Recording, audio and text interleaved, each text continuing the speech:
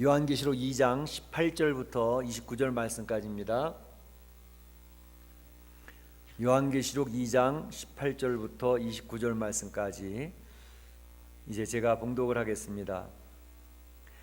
두아디라 교회의 사자에게 편지하라. 그 눈이 불꽃 같고 그 발이 빛난 주석과 같은 하나님의 아들이 이르시되, 내가 네 사업과 사랑과 믿음과 섬김과 인내를 아노니 네 나중 행위가 처음 것보다 많도다. 그러나 네게 책망할 일이 있노라. 자칭 선지자라는 여자 이세벨을 네가 용납함이니 그가 내 종들을 가르쳐 꾀어 행음하게 하고 우상의 제물을 먹게 하는도다. 또 내가 그에게 회개할 기회를 주었으되 자기 음행을 회개하고자 하지 아니하는도다. 볼지어다 내가 그를 침상에 던질 터이요 또 그와 더불어 간음하는 자들도 만일 그 행위를 회개하지 아니하면 큰 환난 가운데에 던지고, 또 내가 사망으로 그의 자녀를 죽이리니 모든 교회가 나는 사람의 뜻과 마음을 살피는 자인 줄 알지라. 내가 너희 각 사람의 행위대로 갚아주리라.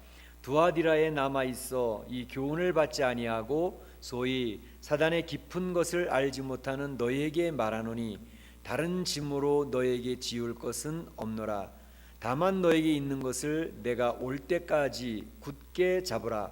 이기는 자와 끝까지 내 일을 지키는 그에게 만국을 다스리는 권세를 주리니 그가 철장을 가지고 그들을 다스려 질그릇 깨뜨리는 것과 같이 하리라. 나도 내 아버지께 받은 것이 그러하니라. 내가 또 그에게 새벽별을 주리라.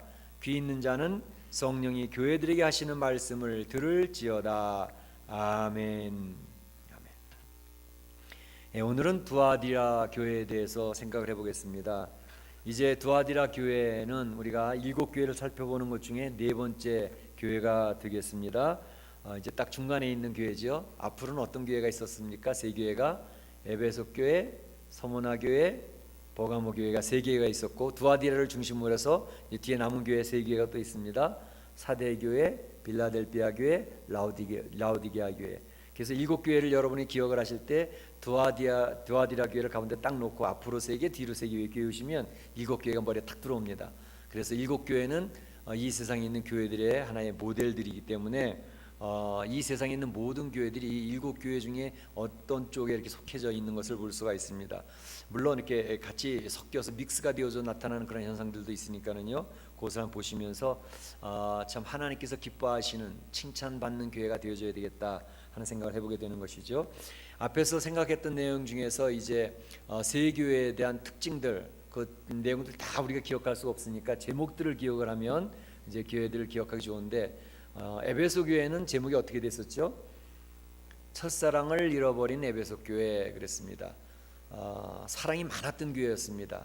그런데 진리를 파수하느라고, 진리를 지키느라고 아주 날카로워지고 예민해졌다가 그만 첫사랑, 성도들을 용납하고 사랑하고 이렇게 품어주고 하는 그러한 것이 사라져버려서 교회가 따뜻함도 없고 푸근함도 없고 그냥 날카롭기만 하고 서로 막 찌르고 서로 경계하고 하는 그러한 모습이 있는 에베소 교회가 되어졌다는 것을 이야기합니다. 그런가 하면 두 번째, 서머나 교회, 유일하게 이제 책망이 없는 교회가 2교회가 있다 그랬었죠. 서머나 교회와 빌라델비아 교회, 이 2교회는 책망이 없이 칭찬만 있는 교회였는데, 이 서머나 교회는 제목이 뭐 어떻게 되었었죠? 고난 중에 승리한 서머나 교회, 이렇게 제목을 우리가 붙여놨습니다. 서머나 교회는 굉장히 그 환란이 있었습니다. 신앙생활하는데 생명을 걸고 신앙생활을 해야 됐었고, 특별히 그러다 보니까 경제적으로도 굉장히 어려워서 궁핍했습니다. 가난하게 살았습니다. 그런데도 적은 능력을 가지고 그 믿음을 지켜냈습니다. 그래서 유명한 말씀, 죽도록 충성하라. 그러면 내게 생명의 면류관을 내게 주리라 하는 그 말씀이 서머나 교회에서 나오게 되는 것이죠. 그 다음에 3번째, 우리가 지난주에 살펴봤던 버가모 교회. 버가모 교회는 제목을 어떻게 썼죠? 사단의 도시 안에 있는 버가모 교회. 그래서 이 버가모라고 하는 것에는 그 당시에 제일 큰 도서관에서 2번째가 도서관이 있었던 20만의 장서를 가지고 있던 그러한 교육적이고 문화적인 도시였는데, 실상은 사단이 지배하고 있는 그러한 도시였기 때문에 신앙생활하기 굉장히 힘들었던 지역에 버가모 교회가 있었다 그랬습니다. 그러나 그거에서 그들은 승리하는 그러한 모습을 보여줬다 하는 것입니다. 근데 이제 거기 안디바라고 하는 충성된 증인이 있었던 교회인데, 그런데 버가모 교회의 약점은 뭐였었죠? 발람의 교훈을 따르는 자와 니골라당의 교훈을 따르는, 그래서 세속화되어지는, 참으로 교회 안에 그 순교하는 사람도 있는데 어떻게 세속화되어지는 그런 모습이 있었을까? 저도 굉장히 의아스러웠던 모습인데, 세상 교회는 그렇게 하나님 앞에 충성하고 있는 성도들이 있는가 하면 세속화되어져서 이 사람이 예수님을 믿는 사람인지 아닌지, 신앙생활 하는 사람인지 아닌지 알 수 없는 성도들이 같이 섞여 있는 것이 이 세상 교회란 말이죠. 그것을 잘 보여준 버가모 교회였습니다. 그래서 발람을 따라가고 니골라당의 그런 신앙의 생활하고 있는 사람이 있었다는 것을 말씀드렸습니다. 오늘 두아디라 교회는 제목을 붙인다면 이렇게 제목을 붙이고 싶습니다. 악을 용납한 두아디라 교회, 이렇게 붙이겠습니다. 악을 용납한 두아디라 교회. 여기서 악은 이제 이세벨, 자칭 선지자라고 하는 이세벨을 얘기하는 건데, 그 이세벨을 용납한 두아디라 교회를 이야기합니다. 우선 두아디라라고 하는 도시에 대해서 잠깐 설명을 먼저 드리면, 두아디라라는 지금 이제 우리가 에베소하고 에베소 위에 서머나가 있었고, 서머나 위에 버가모가 있었고, 버가모 위에 이 에베소나 이 서머나는 해안 도시라 그랬어요. 항구 도시라 그랬고, 버가모는 내륙 도시라 그랬습니다. 그런데 그 내륙 도시에서 또 이제 더 내륙으로 들어가는 한 동쪽으로 한 70km 정도 더 들어가는 곳에 바로 오늘 두아디라라고 하는 그러한 곳이 있었습니다. 그러니까 내륙이죠. 그런데 이 두아디라고 하는 곳에는 다른 그 앞에서 봤던 도시들보다 크지는 않았는데 굉장히 전략적인 지역이었습니다. 교통의 요충지였습니다. 왜냐하면 이제 내륙으로 통과하는 길이 바로 이 두아디라를 다 통과하면서 지나게 됐습니다. 로마의 그 수비대가 전략적으로 주둔하고 있었던 곳이었기 때문에 그것을 통해서 이제 내륙의 모든 교통의 물류들이 다 흘러가게 돼 있었거든요. 그래서 두아디라라고 하는 지역은 교통이 전부 이렇게 그걸 통과하다 보니까 그곳은 상업과 공업이 발달한 그러한 도시가 되어졌습니다. 그래서 상공업이 발달한 그러한 도시였는데, 특별히 어떤 상업들이 많이 발달했느냐 하면 이제 그 염색, 직조, 그러니까 옷감을 짜는 것과 또 옷감을 짜니까 그것을 또 염색하는 그러한 가공업들이 굉장히 많이 발달을 했습니다. 그리고 피혁 제품, 피혁 가공 같은 것, 이런 것들을 하는 그런 상공업이 굉장히 발달한 그러한 도시였습니다. 이 두아디라 그러면 여러분이 혹시 기억하실 수 있는 여인이 한 명 있는데, 이 옷감을 갖다가 팔고 있었던 여인이 있었죠. 사도행전 16장에 나오는데 딱 생각나죠? 예. 두아디라 성의 자주장사 루디아가 이렇게 나오잖아요, 그렇죠? 루디아가 바로 두아디랑 출신이었습니다. 그런데 거기에서 이제 옷감도 띄고 자주 색깔 띄어서 이제 좋은 고급 이제 옷감을 띄어서 이제 갖다 팔고 그러는데, 이분이 아마 빌립보까지 가가지고 그런 옷감을 또 제공하고 그러니까, 빌립보는 유럽이거든요. 지금 이 터키 여기는 소아시아, 이게 유럽과 아시아가 연결되어지는 그런 지역이에요, 터키가. 그런데 바로 이 빌립보성, 유럽의 첫 성입니다. 거기까지 루디아가 가서 이제 옷감을 전해주고 또 장사하고 팔다가 그 빌립보 교회의 창립 멤버가 두아디라는 이제 루디아입니다. 그러니까 루디아하고 빌립보의 간수, 그 사람들이 빌립보 성의 개척 멤버가 되어져 가지고 빌립보 교회, 좋은 교회를 세우게 되어졌죠. 그러니까 이 두아디라는 바로 굉장히 그 상공업이 발달된 그러한 지역이었는데, 이 상공업이 발달하면서 나타났던 현상이 뭐냐면, 그 당시에 그 이제 뭐 세계사 같은 걸 공부하다 보면 길드라고 하는 게 있어요. 길드라는 거 들어보신 분들이 계실 거예요. 이게 뭐냐면 동업, 같은 직종에서 일하는 사람들끼리 조합을 만드는 거예요. 그러니까 동업 조합을 만들어서 서로 상권을 형성하고 그들이 이제 독점을 하기도 하고 또 그들의 이제 상업을 이제 잘할 수 있도록 그렇게 하는 길드라는 것이 바로 이 두아디라 성에 있었는데, 이를테면 이제 뭐 그 농업을 하는 사람은 농협 조합이 있잖아요. 또 뭐 소, 돼지 뭐 이런 것들 하는 사람은 축협, 축산협동조합, 또 뭐 이제 물고기 뭐 이렇게 그런 하는 것은 수산협동조합, 뭐 이런 식으로 조합이 만들어져 가지고 자신들의 이익을 극대화시키지 않습니까? 그것처럼 이 두아디라 성에는 그런 길드라고 하는 동업 조합들이 여러 개가 있었습니다. 이를테면 이제 거기서 직조 옷감을 짜는 그런 사람이 있으니까 옷감 짜는 사람끼리 그 상인들이 한 팀이 되는 거죠. 그런가 하면 또 뭐 가공업, 염색하는 사람은 염색하는 사람들끼리, 또 피혁 제품을 또 가공했었으니까 그것도 피혁 제품하는 사람은 피혁 제품하는 사람끼리, 그래서 서로의 그 상권이 형성되어져 가지고 그들이 이익을 추구해 나가는 그런 일들이 있었습니다. 그런데 이제 그 서로 이익을 보호하기 위해서 그런 조합이 만들어지는 건 좋은데, 그 당시의 조합들은 대개는 자기 나름대로 그 조합 안에 수호신을 섬겼습니다. 우리 조합은 뭐를 섬길 거야. 그래서 그런 우상들이 하나씩 다 있었어요. 그러니까 그 조합에 들어가서 조합원이 되어져 가지고 장사를 하고 그들의 서로 주고받고 하는 그런 사업을 하려면 그 조합, 그 길드에 자기가 소속이 되어서 멤버십을 가져야 되는데, 그렇게 되어지면 자연스럽게 연결되는 게 뭐냐 하면 그들의 수호신을 따라가야 돼요. 따라가서 그 수호신 앞에 절을 하기도 하고, 또 절하고 제례를 치르고 난 다음엔 그 우상 앞에 드려졌던 음식 같이 나눠 먹기도 하고, 심지어 어떤 조합관들에서는 그 이후에 이제 이부 집회로 후 행사로 또 행음하는 그러한 제례까지 연결되어지는 그런 일들이 다반사였습니다. 그러니까 이러한 상황 속에서 교회가 세워지고 신앙생활하는 사람들이 그 도시 속에서 영향을 받게 되는 것은 신앙생활에 큰 도전이 되어졌던 것이죠.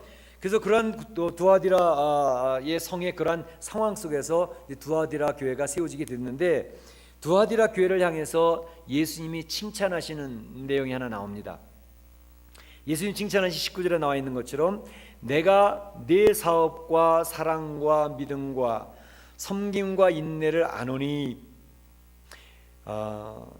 이게 두아디라 교회를 향한 예수님의 칭찬이었습니다. 네 사업을 내가 안다. 사랑과 믿음과 섬김과 인내를 내가 안다. 예수님이 두아디라 교회를 향해서, 공동체를 향해서, 그 성도들을 향해서 이야기를 하는 거죠.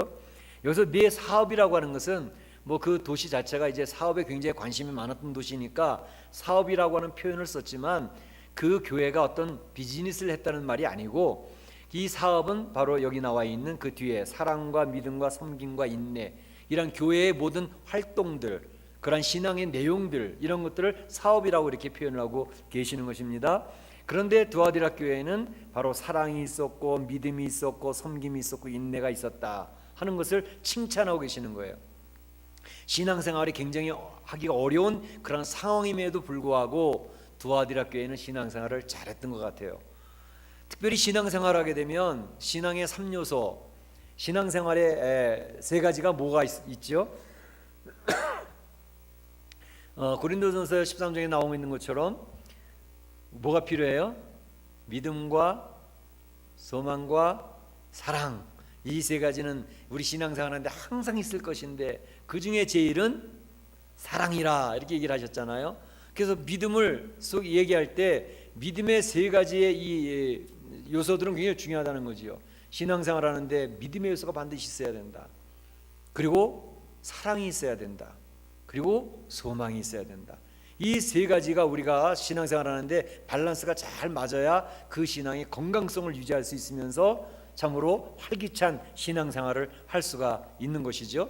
그렇기 때문에 우리 신앙생활을 하면서도 내게 믿음이 있나, 내게 사랑이 있나, 또 소망이 있나, 이것을 늘 체크해 볼 필요성이 있습니다. 그런데 오늘 본문에 보게 되면 사랑과 믿음을 얘기하는데 소망이란 말이 나오질 않아요. 소망이란 말이 나오질 않는데, 소망과 대치될 수 있는 단어가 뭘까요? 사랑, 믿음. 이 두아디라 교회는 사랑과 믿음은 있는데 소망이 없었구나, 이렇게 생각하기 쉽잖아요. 그런데 소망을 대체하는 단어가 있습니다.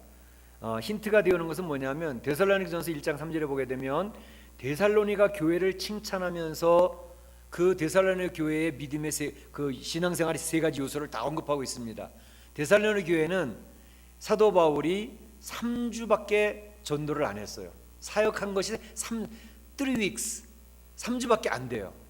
그러니까 21일, 37, 20일, 21일 한 달도 채 안 되는 그런 복음을 전파한 곳이었는데 데살로니가 교회는 다른 데와 다르게 신앙이 아주 잘 자라나는, 뿌리가 잘 내리면서 신앙을 잘 자라는 그러한 교회가 데살로니가 교회였습니다. 근데 그때 그 데살로니가를 칭찬하면서 사도 바울이 언급한 내용이 뭐예요? 너에게 믿음의 역사가 있구나, 그리고 사랑의 수고가 있구나, 그리고 소망의 인내가 있구나. 너희에게 너희의 신앙이 각처에 마게도냐와 아가야의 전 지역에 소문이 났기 때문에 내가 더 이상 너에게 할 말이 없노라, 이렇게 설명을 하고 있다고요. 그러니까 데살로니가 교회는 3주밖에 복음을 배우지 않았어요. 사도 바울에서 가르침 받은 게 3주밖에 안 된다고요. 그런데 그 교회는 얼마나 신앙생활을 잘해서 건강하게 컸는지 사도 바울이 그 교회를 생각하면 너무너무 기뻐했다는 것이죠. 믿음의 역사, 이 신앙생활을 해도요, 믿음도 살아있는 믿음이 있고 죽은 믿음이 있거든요. 살아있는 믿음이 있는가 하면 죽은 믿음이 있습니다. 살아있는 믿음, 바로 예수 그리스도를 믿고 영접했는데 그의 믿음이 활기차는 거예요. 생명력이 있는 믿음이에요. 그런데 믿음이 있다고 그러는데 믿음에 대한 열매도 없고 믿음에 대한 활동도 없고 믿음에 대한 아무런 증거도 나타나지 않는 그런 믿음이 있습니다. 우리가 신앙생활 할 때는 믿음 생활하는데 이 믿음에 생명력이 있는 살아있는 믿음이 되어줘야 되겠구나 하는 생각을 하면서 하나님의 말씀을 묵상하고 그 말씀 앞에서 살아계신 하나님을 경험하고 그 말씀 앞에 순종하면서 우리의 가정이 변화되고 환경이 변화되고 환경 속에 나타나 역사하시는 그 하나님 경험하는 그런 믿음, 그게 살아있는 믿음이거든요.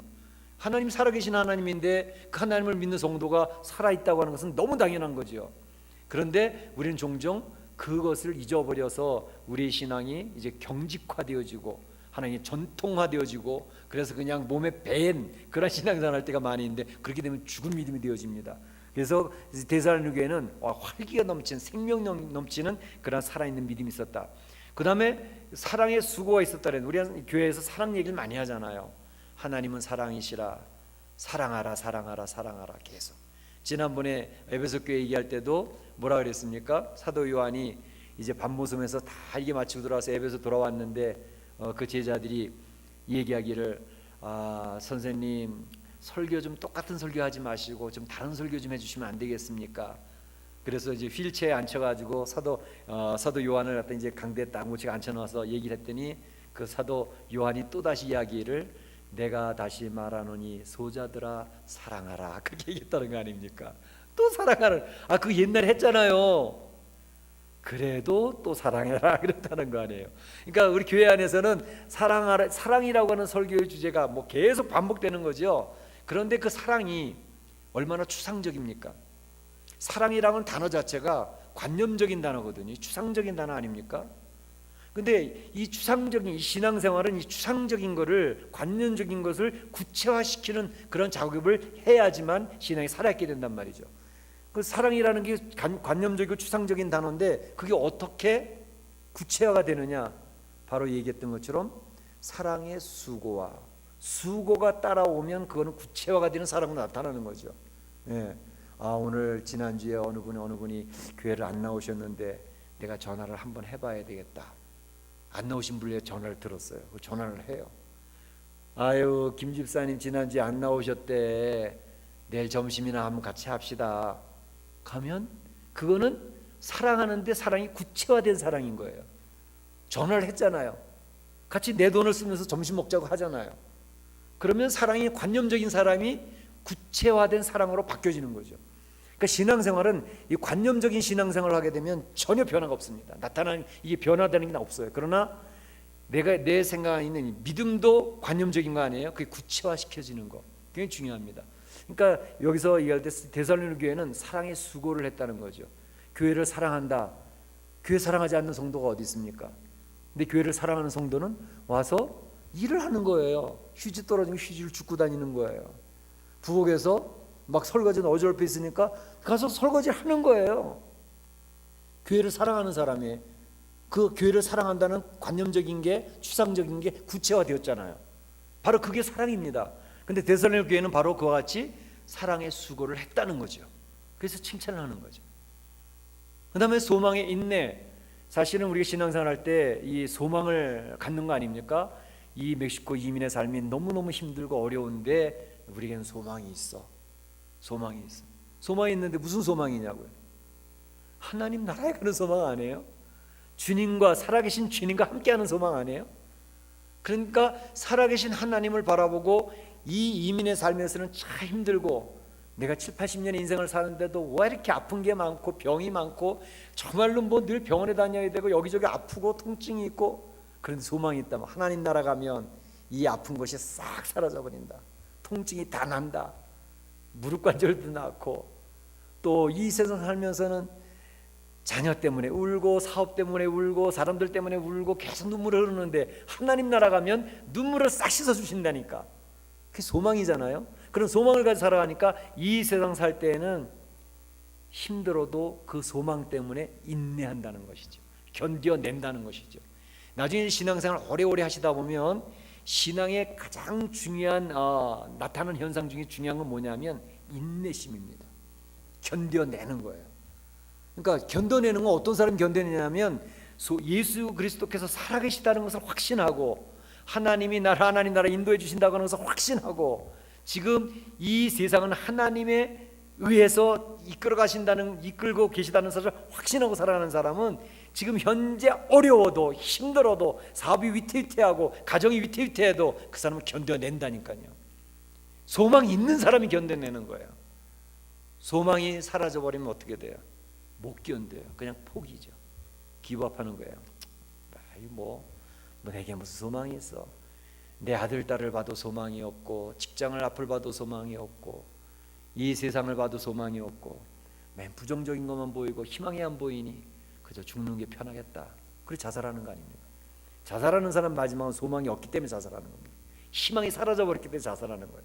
그러나 하나님 나라에 대한 소망, 그 참 좋으신 주님이 나를 지킨다고 하는 그 확신, 그런 소망이 있으면 절대 흔들림이 없습니다. 견뎌냅니다. 그래서 신앙생활 오래 하는 분들, 그래서 한 교회에서 한 교회를 지탱해 나가는 사람들 있죠. 이건 엄청난 신앙입니다. 한 교회를 지탱해 나간다. 또 한 교회 직장에서도 한 직장을 까 지켜 나간다. 그 사람들이 대단한 이유는 그 좋은 일만 있겠느냐고요. 좋은 일도 있지만 답답하고 골치 아프고 어려운 일이 더 많았어요. 근데 그걸 견뎌낸다고 하는 점이 바로 그에게 신앙과 믿음이 있음을 보여주는 증거예요. 그렇기 때문에 마지막 때는 견뎌내는 거, 인내하는 게 이게 굉장히 중요한 믿음의 척도가 되어집니다. 그러니까 여기서도 얘기하잖아요. 두아디라 교회의 사랑과 믿음과 인내를 내가 안다. 예수님이 얼마나 칭찬하신. 너 잘 견뎌내는구나. 많이 힘들었을 텐데, 스트레스 무지장 많을 텐데, 내 목숨에 위험도 있는데 그걸 어떻게 잘 견뎌내니? 예수님이 미소를 짓고 칭찬을 하시는 겁니다. 그러면 이 두아디라 교회를 향해서 예수님이 책망하시는 건 뭐였냐? 책망하시는 것은 자칭 선지자라 하는 여자 이세벨을 네가 용납함이니 그가 내 종들을 가르쳐 꾀어 행음하게 하고 우상 제물을 먹게 하는도다 그랬습니다. 이세벨, 자칭 선지자라는 이세벨을 두아디라 교회에서 자꾸 용납을 해버리는 거예요. 그냥. 자칭 이세벨이라고 하는 이름은 이미 구약 성경에서 유명한 여인으로 나왔었죠. 열왕기상 아합의 아내로. 이 여자는 원래 시돈 왕의 딸이었죠. 공주였죠. 근데 북쪽 이스라엘 아합 왕이 그 아내로 이제 받아들였죠. 근데 그냥 오면 좋은데 올 때 여자들은 꼭 자기가 좋아하는 거 끌고 오잖아요. 뭘 끌고 왔어요? 우상을 끌고 왔는데 바로 바알, 자기네들이 섬기던 바알을 끌고 와서 북쪽 이스라엘에 쫙 포교를 했어요. 전파를 했어요. 바알을 다 섬기라고. 그래서 바알 선지자 450명을 후원하는 후원자가 됐잖아요. 그래서 하나님의 백성이 바알 백성으로 바뀌어져 버리는 역사를 이세벨이 만들어놨다고. 그래서 북쪽 이스라엘이 하나님 앞에 당하는 거죠. 멸망하는 거예요. 그 사람이 바로 이세벨이었습니다. 엘리야를 죽이려고 쫓아다니던 여자 이세벨.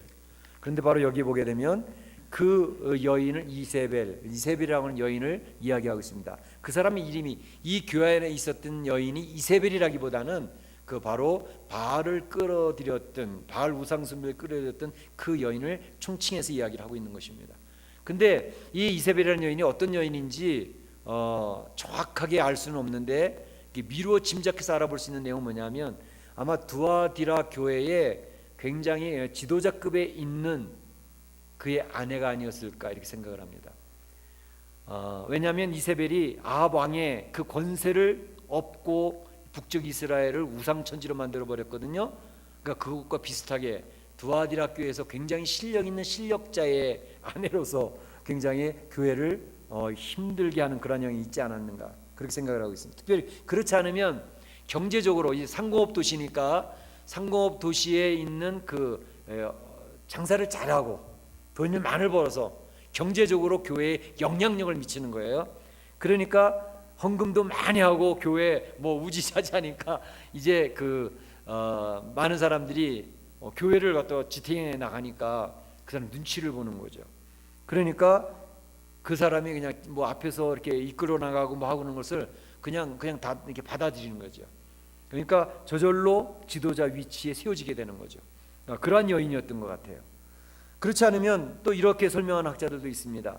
아마 신앙적인 영향력을 행사하는 것을 되게 좋아했던 여자다 이렇게 생각을 하고 있어요.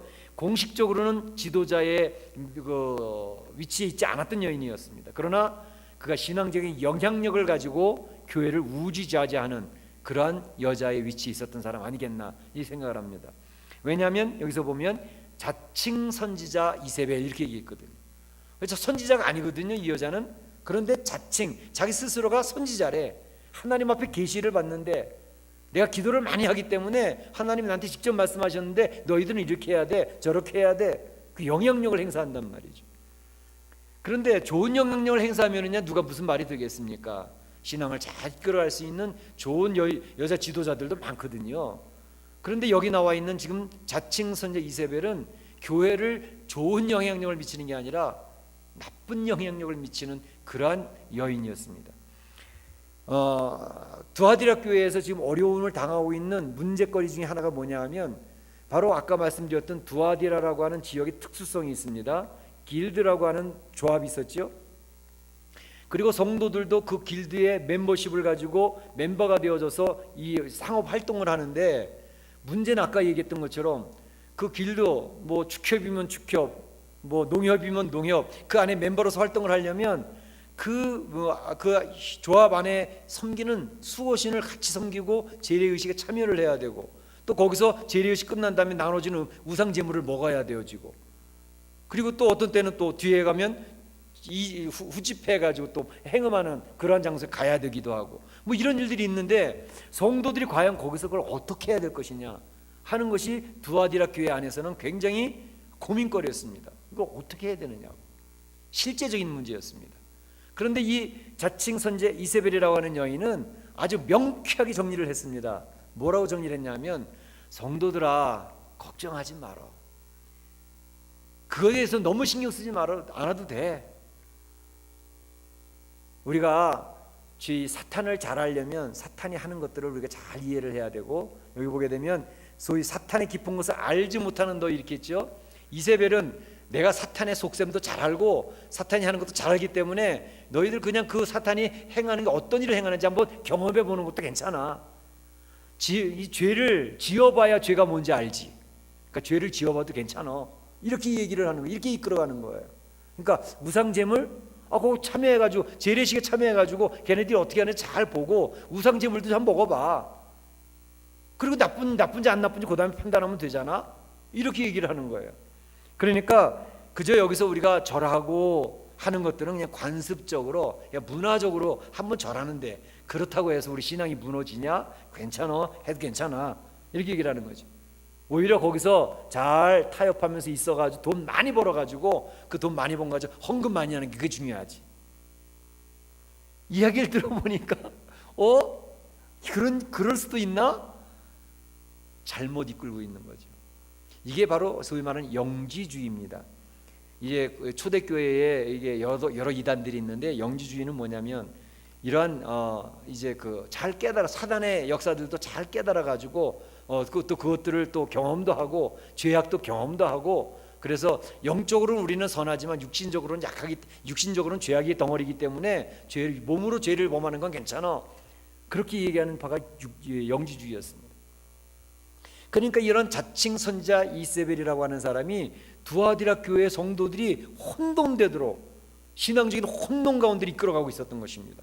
성도들이 이걸 어떻게 해야 되지?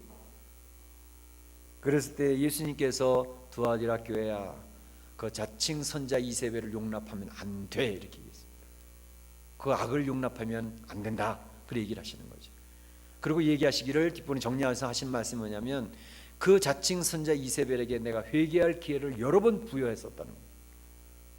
회개하라고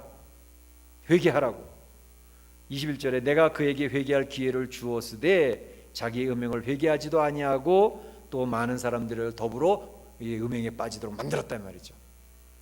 그렇기 때문에 회개할 기회를 주었는데 회개하지 아니하였으므로 그를 이제 처벌할 것이다. 그리고 그의 뒤를 따르는 그래도 괜찮겠는데 그를 따라가는 사람들이 있었습니다. 이 타협하는 신앙입니다. 타협하는 신앙. 말은 좋잖아요. 경제적으로 돈을 많이 벌어 성공하면 되니까. 그래서 타협해서 들어가니까 혼돈이 오는 거예요. 그런데 그를 따르는 자들도 침상에 던질 것이라 그랬어요. 이 침상에 던진다는 건 뭐냐면 병상에 던진다는 거예요. 병나서 고통당하고 힘들게 그렇게 만들어 놓을 것이다, 이렇게 이야기를 하시는 내용입니다. 그러니까 회개할 기회를 주었는데 회개하지 아니하면 그들의 끝은 멸망이 될 수밖에 없다라는 것을 이야기하고, 그러면서 두아디라 교회에 하나님께서 예수님께서 권면하시는 내용은 뭐냐면 너희들이 지금 잡고 있는 것을 굳게 잡으라, 이렇게 얘기했습니다. 너희들이 지금 현재 붙들고 있는 것을 굳게 잡아서 흔들림이 없어야 된다. 지금 잡고 있는 게 뭐였었죠? 아까 칭찬하셨던 내용들이 뭐죠? 사랑과 믿음과 섬김과 인내. 지금 너희들이 신앙생활 잘하고 있는 그것을 흔들리지 말고 꼭 붙들고 세속적으로 타협하지 말고 하나님 앞에 서는 것, 이게 굉장히 중요해. 그래서 이기는 자들에게는 하나님이 상급을 주시는데 무슨 상급을 주시느냐 하면 만국을 다스리는 권세를 내가 줄 거야. 두아디라 교회 꼭 기억해라. 세상과 타협하지 아니하고 그 믿음을 꼭 지키고 있으면 만국을 다스리는 권세를 줄 거야. 철장으로 질그릇을 깨뜨리듯이 바로 예수님이 하셨던 것처럼 너희들의 그런 권세가 주어진다 하는 것이고, 두 번째는 새벽별을 주리라 그랬습니다. 이 새벽별은 바로 예수 그리스도를 이야기하는 것입니다. 예수 그리스도의 왕권을 가지고 이 세상에서 왕노릇을 하게 될 것이다, 이렇게 얘기하고 있는 것이죠. 그래서 두아디라 교회에 주시는 말씀은 마태복음 24장 13절로 마무리를 하려고 합니다. 끝까지 견디는 자는 구원을 얻으리라 하는 것입니다. 끝까지 견디는 자는 구원을 얻으리라. 우리 사랑하는 성도들이 이제 마지막 때 신앙생활 할 때 굉장히 어려운 일도 만날 것입니다. 이게 맞는지 알 수 없을 때, 그러나 처음 잡은 그것을 끝까지 붙들고 견디고 인내해서 승리하면 하나님의 구원이 임하게 되는 줄로 믿습니다. 그러한 축복이 임하시기를 주의 이름으로 축원합니다. 자, 우리 다 같이 한 목소리 한번 기도하기를 원합니다. 오늘 두아디라